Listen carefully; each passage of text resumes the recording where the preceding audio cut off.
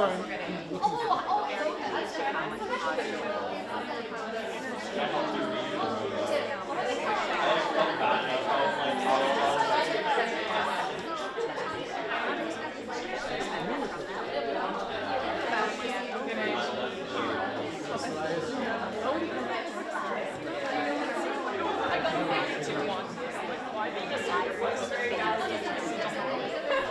I would be disappointed. Hannah's the one who invited me. And then they invited me.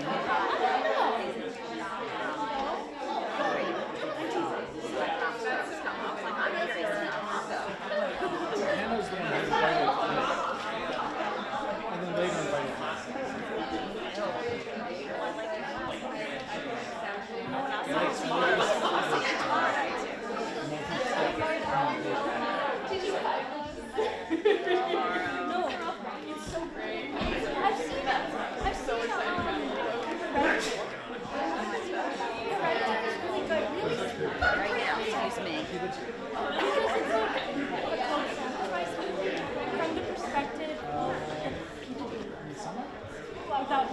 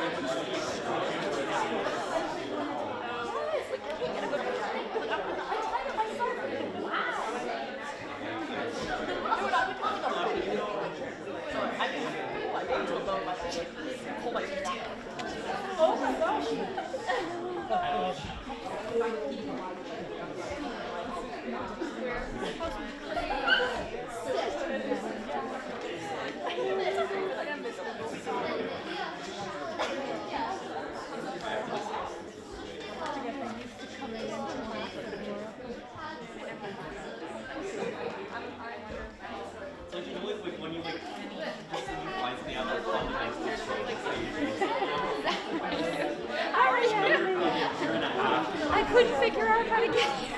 What's up? We used to be able to access the park. I'm good, how are you? I saw your name on the program and I was like, wait a minute. Really? You're on the back. And I think I missed it. Oh, that's all. You're famous now. Take what I can get.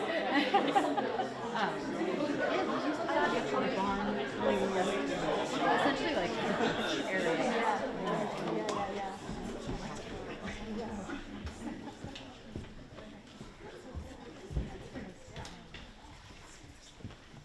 So, good evening, ladies and gentlemen, and thank you for joining us tonight. Today we bring Medea to trial in an original play that marks the culmination of our course, Women in Greek Drama, Feminist Perspectives, from Text to Stage. This course examines the portrayal of women in ancient Greek drama through the lenses of feminist theories, gender studies, and the dynamic interplay between performance and gender. By analyzing key passages from Greek plays and situating them within their cultural, social, and theoretical context, our students have explored how ancient representations of women constitute and continue to resonate with and challenge contemporary understandings of gender. Now, the process of translating these insights into a stage performance has been both demanding and creative. A kind of scientific experiment grounded in the humanities. Like all meaningful inquiry, it required not just analysis, but exposure of ideas, exposure of voices, exposure of bodies. This shift from page to stage is not a departure from scholarship, but its continuation by other means. In this sense, this performance is not merely informed by experiential learning, what we call experiential learning. It is constituted by it. Embodied practice here becomes the crucible in which critical insight, emotional resonance, and interpretation are forged. It is through doing, through movement, voice, and presence that understanding takes shape. This project was made possible through the generous support of the Department of Classics and the Vice Deans for Undergraduate Education, Professor Erin Rowe.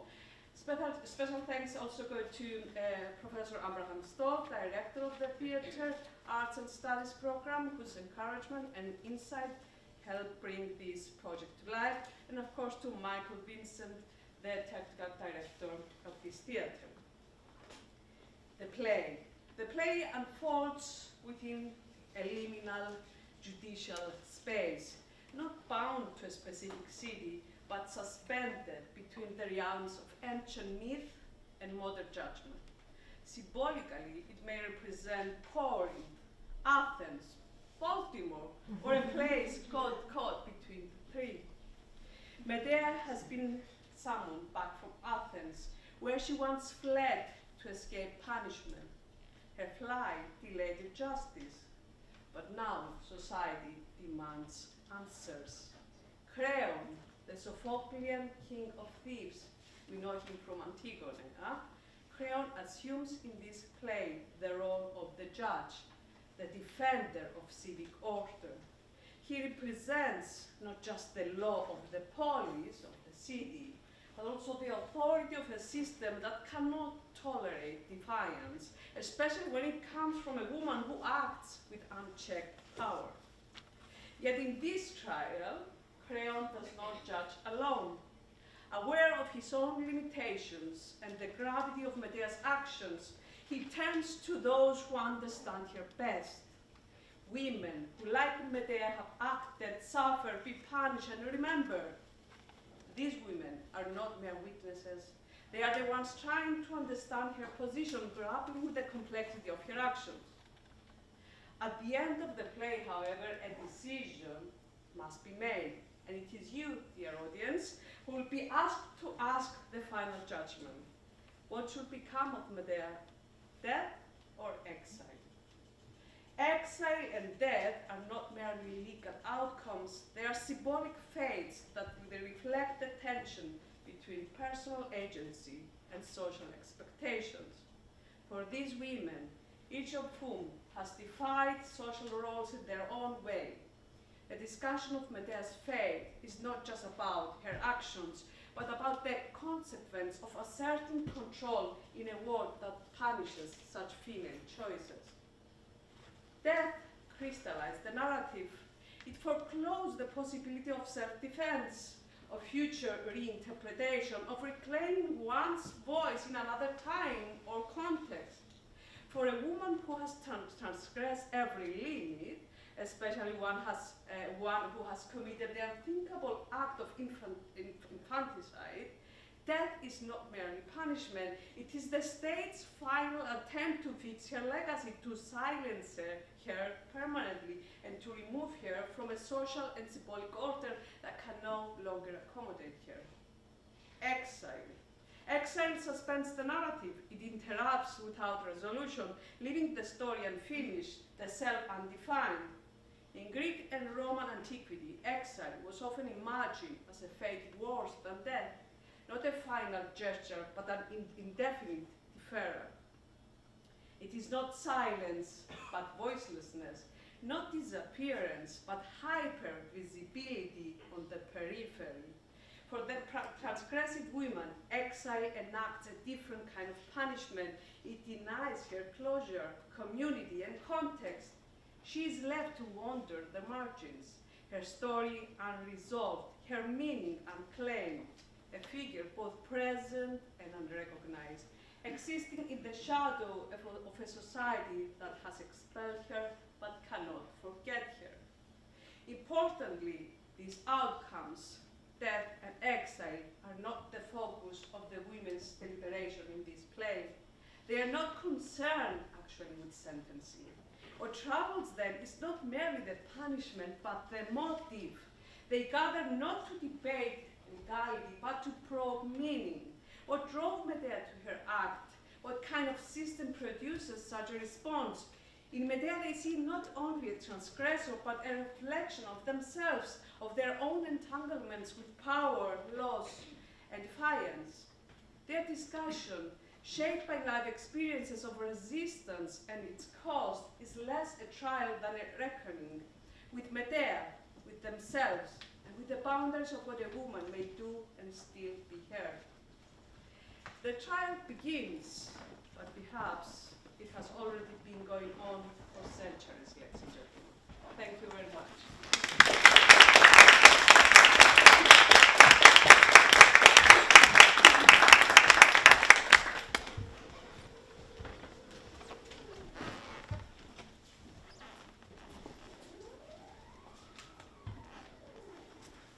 We do not gather here to determine guilt. That has already been decided. Medea is guilty. She has spilled the blood of both of her children, defied the laws of both men and the gods, and turned her fury into an unrelenting force. That much is not in question. But justice is not merely about guilt. It is about consequence. And that, citizens, is what remains to be decided. Death or exile. This barbarian, she does not deserve to continue to exist among us humans, and must either be banished from the city or from the world of the living. But I will not make this decision alone, as no man should. Instead, we turn to those who know her best, not as judges, nor as rulers, but as women who have all stood at the edge of love and rage, power and ruin. They will act as the jury of Medea's peers. Electra, who carried the weight of vengeance in her own hands and conspired with her brother to avenge their father. Antigone, who defied the law in the name of duty, choosing to bury her own brother over her own life. Clytemnestra, whose wrath reshaped the kingdom by avenging her daughter through the murder of her husband and his concubine. Iphigenia, sacrificed to the gods by her own father for the will of men. Phaedra, who was consumed by forbidden desire and succumbed to the guilt by taking her own life. Deianira, betrayed by the very love she sought to preserve, forcing her to end her own life. Alcestis, who gave everything for marriage and lived to see its cost, sacrificing herself in place of both her husband and his parents. And Lysistrata, who waged war not with weapons, but through her own body. Each of them has defied the law, challenged fate, had their stories distorted, condemned, and rewritten. And so tonight, it'll be their voices, and yours, that decide. I will carry out your verdict.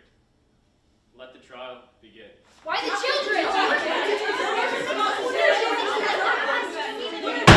Quiet! All of you. I will maintain order during this trial. They say I ended war. I'm never sure if what I did created any lasting change, but I used what I knew to end a single conflict. Tell me, Medea,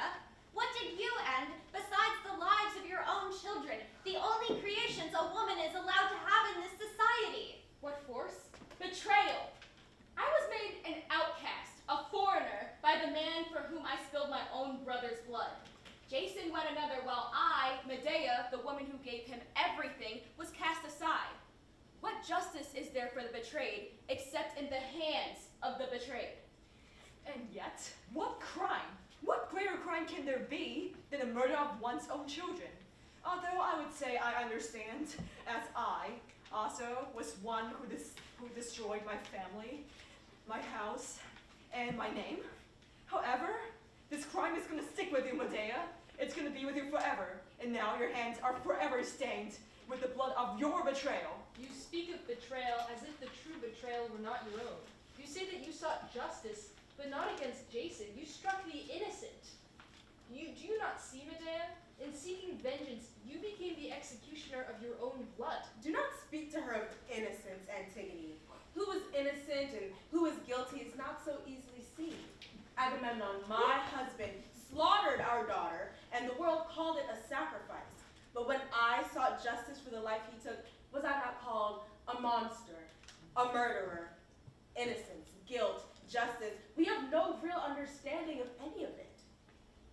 What I want to know, Medea, is if you regret it. Do you? Or did you find power in the act? Regret? No. Pain, of course. But tell me, Clytemnestra, did you ever regret Agamemnon's blood pooling at your feet, or did you relish the justice?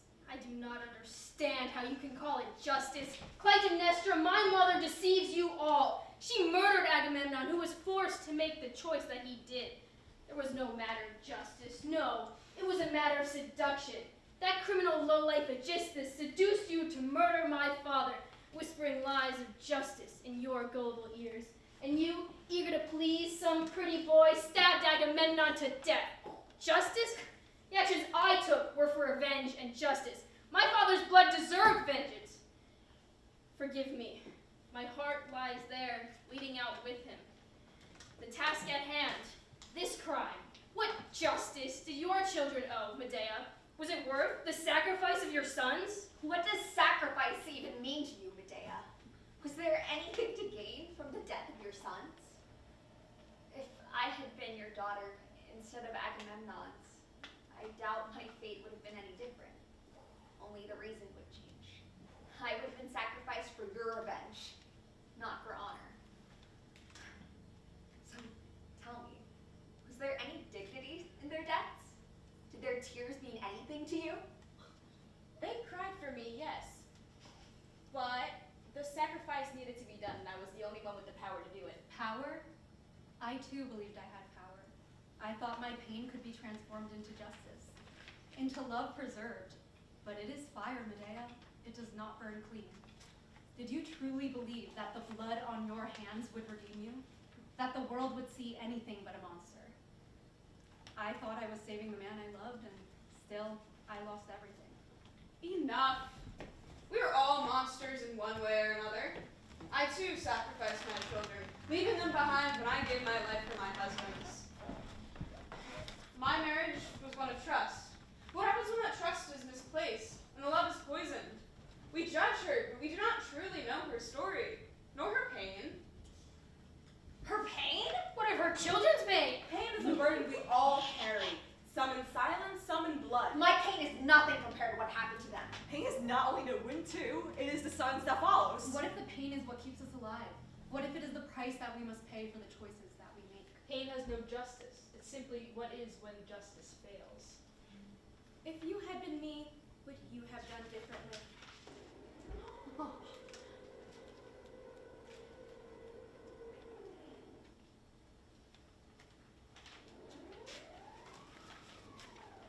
Medea, you seem to think that killing your children was rebellious. You think that it waged war against your husband on behalf of all spurned and scorned women everywhere. You're wrong. You destroyed yourself and all women everywhere out of personal spite. You did nothing for any of us. No, Lysistrata. I destroyed what they, men, held dear, just as they done to me. I was a mother, but first I was a woman. And what is a woman with whom no man is betrothed? He made me nothing. You are a woman, yes, but likewise you are also a mother, with Jason or without Jason. You chose to take on the role of mother, and now you must honor it. as it is appointed by the laws of nature. You are still obliged to be your children's mother, even if your husband were to abandon you as his wife. And what is a mother, if not a guardian of life? A mother? A mother to them is a vessel. Used, discarded, replaced. We are told to suffer in silence, to endure, to forgive. That is the fate of women who love too deeply. I refuse to share it. You still call yourself a mother? Motherhood is complicated. From their birth, we are burdened by unconditional love for our children, but love of any kind for our daughters, for our sons, for our husbands. It's a curse to women like us.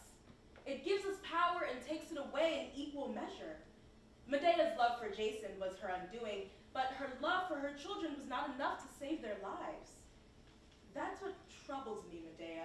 I see so much of myself in you, but I don't understand how, as a mother, you could murder your children when Jason was the one who betrayed you. Because they were his seed, his blood. To take them from him was to carve my vengeance into his soul, and yet he did not hear their cries, just as he never heard mine. He mourns their absence, but he was not around when they lived. And yet, where are you without them? A woman with no home, no husband, and now no children. Although you tried so hard washing yourself off with the name of justice, the children are still a part of you. They came from you. And now, having abandoned everything that makes you a mother and all your happiness, to trade with the darkness in your heart, is this really worthy of everything that you gave away? Even the righteous are devoured by the fire they ignite. You struck at Jason's heart, and in doing so, tore your own apart. Yes, fire consumes more than its intended target. What I did, I believed it was brave, even just, but I too was consumed. Because of what was done to me, I was never allowed to be a mother, so I will not pretend to know what it feels like to hold your own child. But I know enough to see how fierce, how raw such a love must be, and how unbearable its loss. Between my sister and I'm remembered as the daughter who was sacrificed. But I did not die in vain. I was chosen, and I accepted it. My father dragged me to the altar, and my mother was the one who fought to stop it. There is a clear difference between my death and the deaths of your sons. You say you had no choice. You called it a sacrifice. But what you did was not a sacrifice. It was a murder done in cold blood. Does the father not bear the same responsibility to his children as mother? It takes both to create them, yet only one is ever blamed. And you gave your life for your husband. Tell me, was your sacrifice worth it? I lived. And I did not.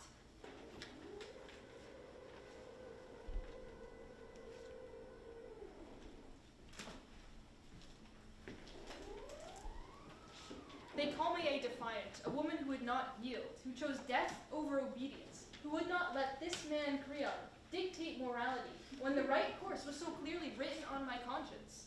But was it truly my choice to disobey? Or was it the gods, written before I ever spoke? Perhaps you will know. Or was your crime, Medea, freedom or fate? Was I supposed to let my fate be sealed just because Jason had the power to leave me and I could not? No crime was committed, other than a woman's choice to claim the agency to change her destiny. I too thought I had agency. I thought my love could be preserved. I thought I could control it with devotion. But love is a wild thing, Medea. It obeys no human, no God, no matter how much we give. I thought I was doing the right thing, and in the end, I wielded my own destruction. I wielded love, yes, but I did not let it consume me. How can you say that? Your rage at Jason's betrayal most certainly did consume you. It consumed you so much that you took it out on your innocent children and you killed them. You call it agency, Medea, but I see only destruction. You say you had to do it, that it was an act of love, to protect your children, but you couldn't be more wrong. Yes, I helped kill my mother, Clytemnestra, but I did not destroy myself in the act, unlike you. I carried the weight of the act, and I bore it. But you, Medea, seem only to bear the ruin of everything you touch! And yet she survived.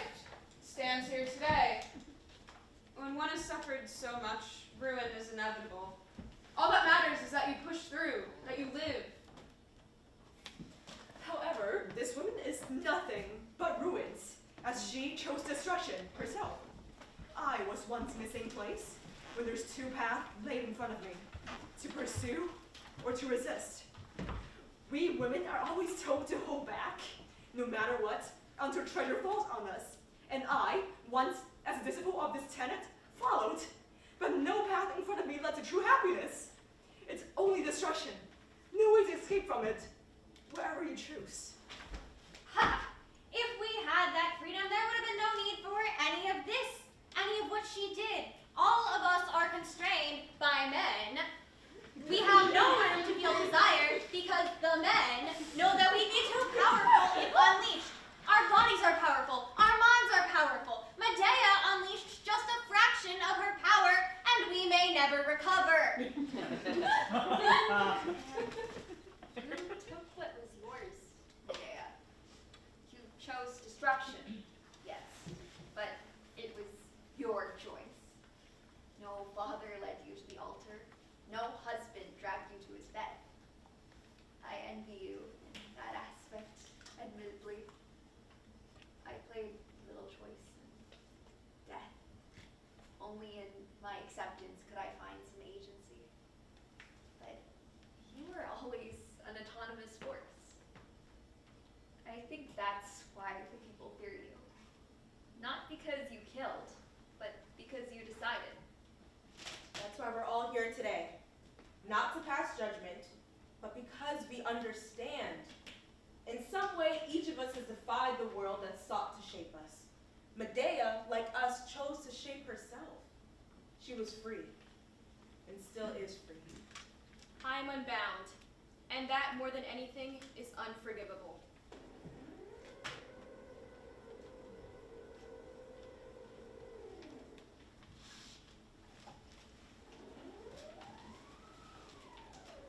We're gathered here, Medea, not only to weigh your crimes, but to ask, what have you become?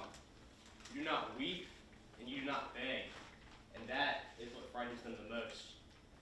Not your deeds, but your certainty. You are here unbound by the laws of both men and gods, and we still ask ourselves, what have you become? What have I become? No, Creon, the question you mean to ask was, what was I ever? A woman, a mother, a witch, a beast. Tell me, does the word barbarian or foreigner taste sweet on your tongue? Be careful, Medea. You confirm their fears with every word you speak. I understand your rage. I understand your spite. But you have not wielded them well.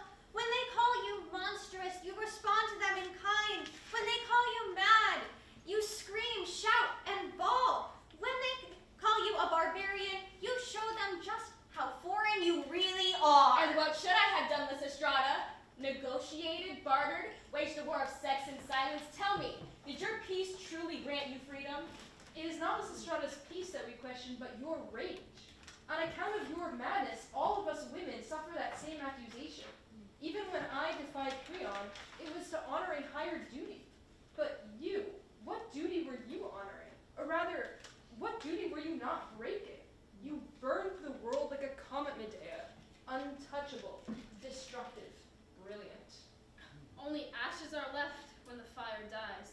You doom yourself, Medea, not because of what you have done, but because of what you keep on doing. You keep on proving yourself mad. It's the fire, the burning, the product of a burning fever. It runs wild from your palace, and it runs into the mountains. It is a sickness that all women possess, and destroying the fragile harmony of the hubris, and eventually they're driven mad by this. We offered you exile, Medea. We all gave you that mercy. But you forced us to fear you. And fear, Medea, something people don't forgive. Men do not forgive fear, Creon, but they wield it like a blade. When a king slaughters for power, he is called strong. When a woman does the same, she is called monstrous. If Medea is to be exiled or condemned to death, let it be for who she is. not for the name you would give her. But what is she, Clytemnestra? A mother who killed? A woman betrayed? Or something else entirely? We all bargain with love and loss. Where I chose silence, she chose violence. I do not condone her path, but I understand it. The world gives us so little room to endure and none to erupt. So when we do, it is not madness, but consequence. Was I supposed to sit idly by while my husband found another? Sit in silence while he showed her the love he never showed me? No. A consequence implies that that the result was beyond my control. Silence was never an option. Vengeance was the only way to punish him for trying to abandon me. And yet, you're still alone. I pity you, damned to best awful women, with no love and security, only fear. If she is fear, then let the city be rid of its fears. Let Medea be killed.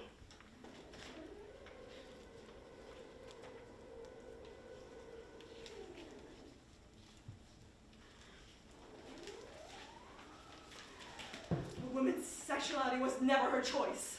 This fierce, uncontrollable monster, lured by the mighty power of Cyprus, bites off its leash and runs wild from the palace. My honor is its most desirable bait, and eventually it devours me, burning my soul in the process. Who among us has not been burnt? Who among us has not longed for what we're not supposed to have?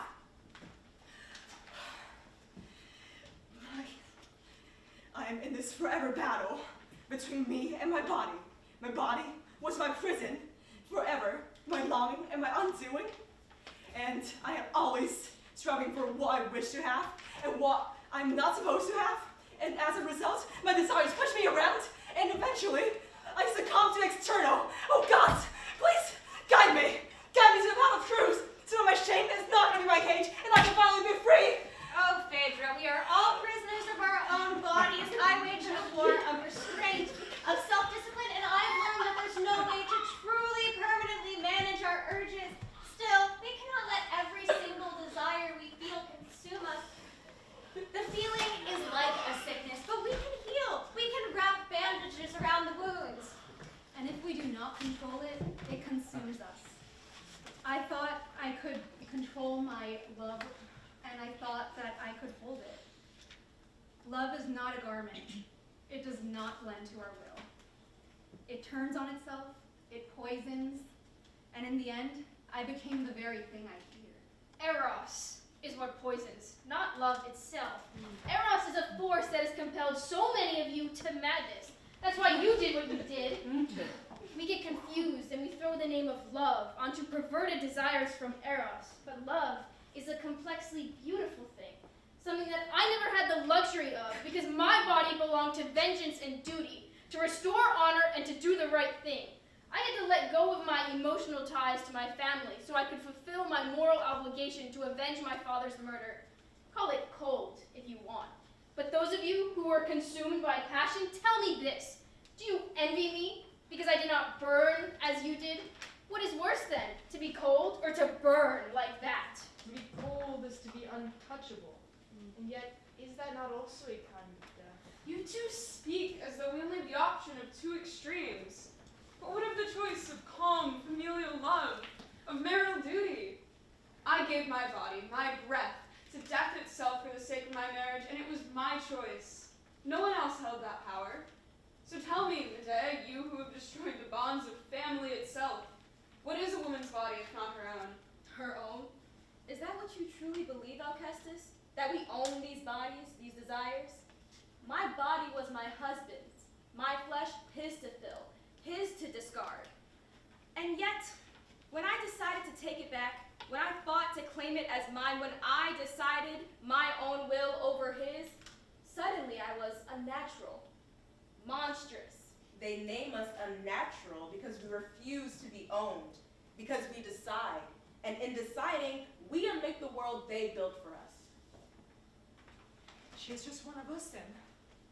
A woman, a wife, a puppet, who succumbed to the irresistible charm that eventually brought to her doom.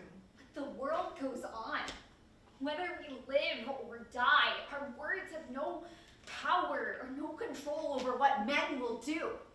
Is it not better to find glory in the little power that we have? If not, what do we do with these bodies, these desires, if they will never truly be ours?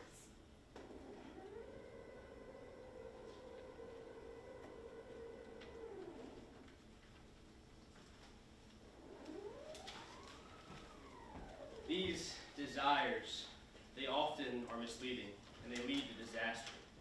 Knowledge, however, is a gift and a burden. It is the foundation of our cities, of order, but unchecked, it is ruin. This is why laws exist, why we build walls, to keep wisdom from turning to hubris, to keep desire from consuming the mind. Sophrosyne is the measure of a civilization. Knowledge is only a burden for those who refuse to act on it. So tell me, Creon, am I the knowledge you fear? Or do you fear me because I will set you on your journey to the house of Hades? You are knowledge unbound, Medea, and that is the most dangerous kind. Only a tyrant prefers the ignorance of his subjects, Creon. A wise king would rejoice when the people do have Sophrosyne, knowing that he is blameless in his rule. But my knowledge was dangerous to you, wasn't it? I knew the law, and I knew my responsibility beyond it. You would have had me ignorant instead. I would have had you alive, Antigone, but you threw yourself upon death as if it were a prize. Antigone did what she knew to be right based on her knowledge of the unwritten laws of the gods. There is no season for justice. It is always the time to do the right and honorable thing. Oh, and knowledge is only dangerous. When men study, they are wise. When women study, you deem them dangerous. You find every reason to lock women in their homes, disconnect them from their minds, their bodies, their feelings, and still you see yourself as a protector and not a captor. What is so dangerous about a woman who knows herself? Because a woman who knows herself is a woman who cannot be ruled. Oh, a woman who knows herself cannot wait to be ruled. She acts. What of ignorance, Creon? Did ignorance shield me from my fate? If humanity had the knowledge of the gods, then we would not sit trapped in cycles of violence. But no, we ruin ourselves because we don't know. Did not knowing protect my father from my mother's hand? It isn't knowledge that ruins, it's the lack of it. Knowledge is a weapon, yes, but a dull blade is more dangerous than a sharp one. But what of restraint? Sophrosyne is not just the chains men place on us. It is the wisdom to know when to yield, when to surrender, and when to remain silent. I did not know, and in my ignorance, I destroyed myself and everything I held dear. Oh, please, Dianara. Restraint is the virtue of the powerless. Did Agamemnon have Sophrosyne when he slit our daughter's throat? Did Orestes when he buried a knife in my chest? Restraint is a lesson they teach us so that we will never use what we know. There is strength in restraint, Clytemnestra. But there is also silence and sacrifice. I gave my life in exchange for another's, not because I lacked the knowledge, but because I had weighed it. I knew the cost, and I knew the silence that would follow. That too is Sophrosyne. Not submission, but endurance. And that's right. There is power in restraint. Restraint is not only powerless, it is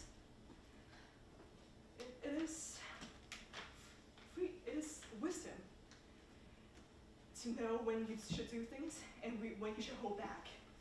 And what of you, Iphigenia? Was restraint your salvation, or did it only bind you tighter? No, it was not restraint, but ignorance. I didn't know everything about the war or about Agamemnon. But I made the choice to save my people with what I did know. And that, I believed, was worthy of my life. And yet, knowledge without restraint leads to disaster. This is how order is lost. Then tell me, Creon, what would you do with a woman who knows too much? A woman with no restraint?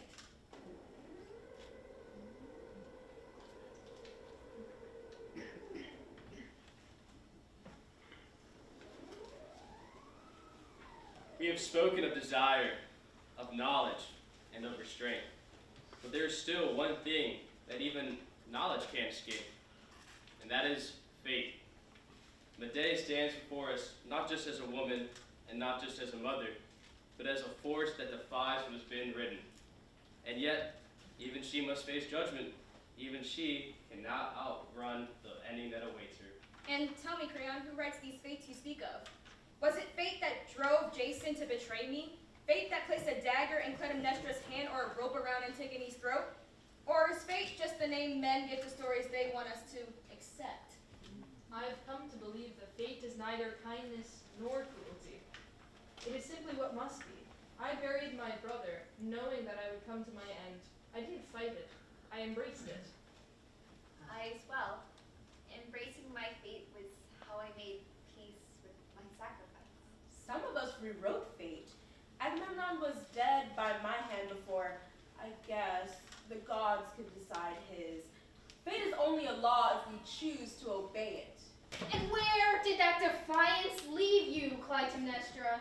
At least I used defiance to restore honor. You did not escape fate. You met it head on. Fate is the most powerful force. It is a law of nature, and it is something that no one here can claim to understand or to control. We are all subject to fate. We all eventually meet our fates.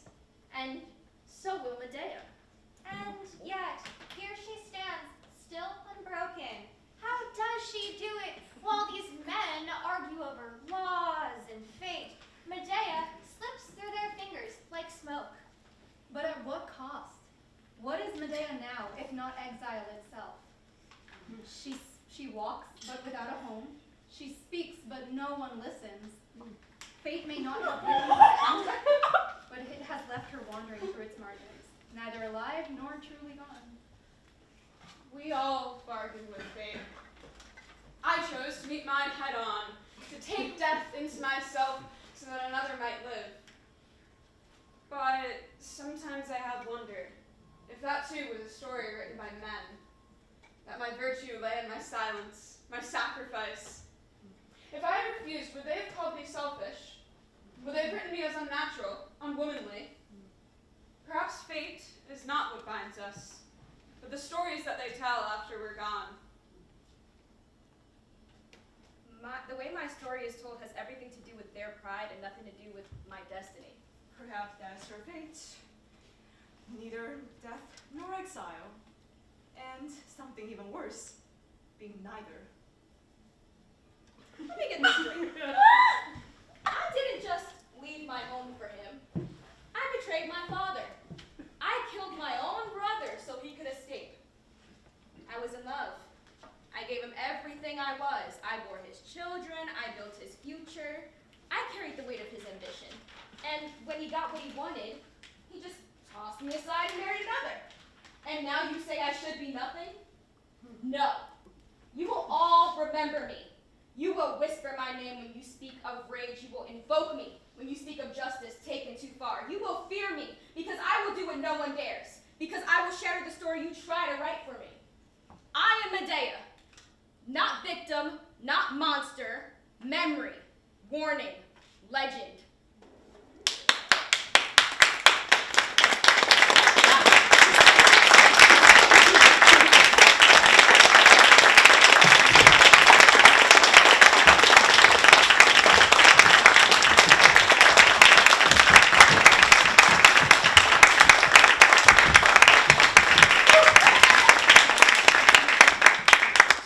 Citizens, you have heard their words, and you have seen her deeds, and now you all must decide.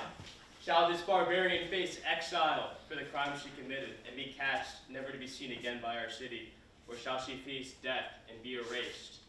Who here cast their vote in favor of exile? And who in favor of death? Very well. The votes have been cast, and the decision is. Crazy. She vanished.